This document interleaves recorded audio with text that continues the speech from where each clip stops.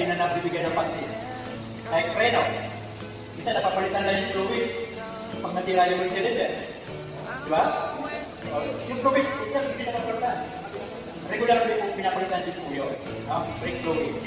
Yung mga ganun. Okay? Pag-usapan natin yan. And pang-apat, recognize the importance of safety driving. Ito mga reminders lang ito. Sa mga nakakalimot, yung mga dapat gawin, for example.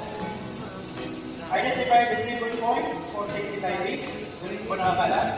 3 good points ng safety driving. Wala. Ako nakakala. So kasi, ngayon, di ba? Kunting higpitan, nagbubunutan ng kuwala. Kunting higpitan, nagbubunutan ka sa kalsada. Mga ganon, so part ng safety. Pagiging defensive driving, diba? Yun yun eh, defensive driving is being safe.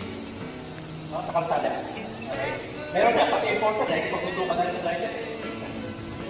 Yun, diba? So, kasama yung dito sa 3 good points. And then, very possible road trip by doing different driving scenarios. So, the last part, papakita mo ng mga scenario ng kalsada. Then, i-identify natin ano yung mga point na makikita natin na pwede mangyari